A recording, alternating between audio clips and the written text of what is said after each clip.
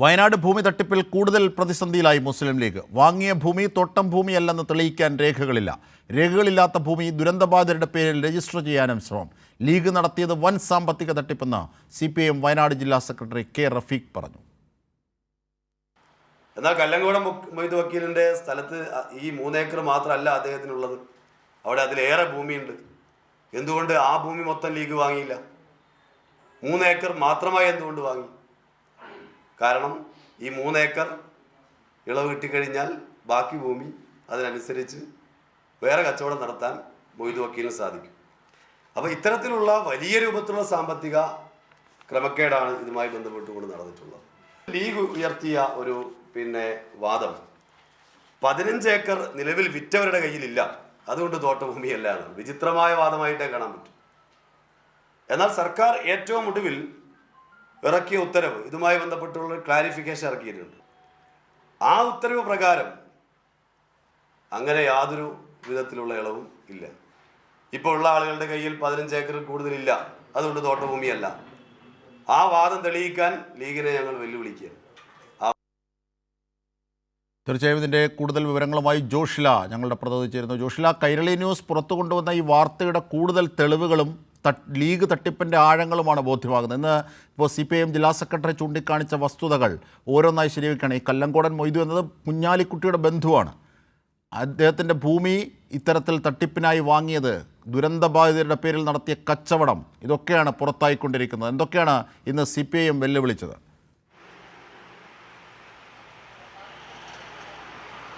അജിംഷാദ്, ഇന്ന് വരെ ലീഗിന് മറുപടി പറയാൻ പറ്റാത്ത ഒരു കാര്യം, എന്തിനാണ് തോട്ടഭൂമി ഇത്രയും വില കൊടുത്ത് ഇവിടെ നിന്നും വാങ്ങിയത്, അല്ലെങ്കിൽ തൃക്കൈപ്പറ്റയിൽ എന്തിനാണ് തോട്ടഭൂമി ഇത്രയും വില കൊടുത്ത് വാങ്ങിയത് എന്നുള്ള ചോദ്യത്തിന് ഇതുവരെ മറുപടി പറയാൻ ലീഗ് നേതാക്കൾക്ക് സാധിച്ചിട്ടില്ല എന്നുള്ളതാണ്. അവരിപ്പോഴും പറഞ്ഞുകൊണ്ടിരിക്കുന്നത് ഇത് തോട്ടം ഭൂമിയല്ല, കരഭൂമിയാണ് എന്നുള്ളതാണ്. തോട്ടം ഭൂമിയാണ് എന്ന് വിറ്റവർ തന്നെ ലാൻഡ് ബോർഡിന് മുമ്പിൽ മൊഴി നൽകി ആ മൊഴിപ്പകർപ്പ് നമ്മൾ പുറത്തുവിട്ടതുമാണ്. അതിനുശേഷം സംസ്ഥാന ബോർഡിന്, ലാൻഡ് ബോർഡിന് കേസ് എടുക്കണമെന്നും ഉള്ള ശുപാർശയും നൽകി. മാത്രമല്ല തോട്ടം ഭൂമി വാങ്ങിയവർക്ക് തരമാറ്റിയിരിക്കുന്നത് കണ്ടെത്തിയിട്ടുണ്ട്. അതൊക്കെ തന്നെ നിലനിൽക്കുമ്പോഴാണ് ഇന്ന് CPIM ജില്ലാ സെക്രട്ടറി K. റഫീഖ് വാർത്താ സമ്മേളനം നടത്തിയത്. അദ്ദേഹം പറഞ്ഞിരിക്കുന്നത് ദുരന്ത ബാധിതരുടെ പേരിൽ ജനങ്ങളിൽ നിന്ന് പിരിച്ച ഫണ്ടാണ് ലീഗ് ഇത്തരത്തിൽ സാമ്പത്തിക ക്രമക്കേടും അതുപോലെ തന്നെ ഭൂമി തട്ടിപ്പിനുമായി ഉപയോഗിച്ചിരിക്കുന്നത്.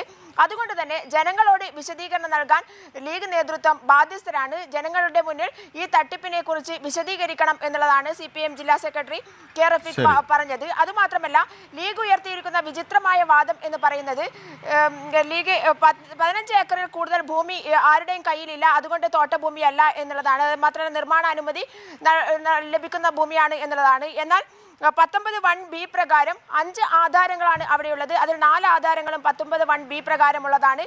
ആ ആധാരങ്ങൾ മുഴുവൻ തോട്ടഭൂമിയാണ് എന്നുള്ള കാര്യവും അതിൻ്റെ രേഖകളുണ്ട് എന്നുള്ളതാണ്.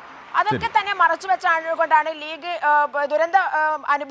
ദുരന്തത്തിന്റെ ഇരകളെ അടക്കം പറ്റിച്ചുകൊണ്ടിരിക്കുന്നത്, അല്ലെങ്കിൽ ചതിച്ചുകൊണ്ടിരിക്കുന്നത് എന്നുള്ളതാണ് ഒരു വസ്തുത. അതുപോലെ തന്നെ അഡ്വാൻസ്, മറ്റ് പല ഭൂമികളും കണ്ടെത്തി അഡ്വാൻസ് നൽകിയിരുന്നു. ഇതൊക്കെ തന്നെ ലീഗ് ഭാരവാഹികളാണ്. എന്തിനാണ് ഈ ദുരന്ത ഫണ്ട് ഇത്തരത്തിൽ വിനിയോഗിച്ചത് എന്നുള്ളത് ജനങ്ങളുടെ മുമ്പിൽ വിശദീകരിക്കണം എന്നുള്ളതാണ് ഇന്ന് CPIM ജില്ലാ സെക്രട്ടറി വ്യക്തമാക്കിയിരിക്കുന്നത്. അജിംഷാദ്, തീർച്ചയായും ജോഷില, കൈരളി ന്യൂസ് പുറത്തു കൊണ്ടുവന്ന വിവരങ്ങൾ കൂടുതൽ ശരിവെക്കുന്ന തരത്തിലേക്കാണ്. വലിയ തട്ടിപ്പ്, ലീഗിൻ്റെ വലിയ തട്ടിപ്പിൻ്റെ ആഴങ്ങളാണ് കൂടുതൽ ദിവസം ഓരോ അനുനിമിഷവും ബോധ്യമായിക്കൊണ്ടിരിക്കുന്നതിൻ്റെയൊക്കെ വിവരങ്ങളുടെ സമഗ്രമായ വിവരങ്ങളാണ് ഞങ്ങളുടെ പ്രതിനിധി ജോഷില നൽകിയത്.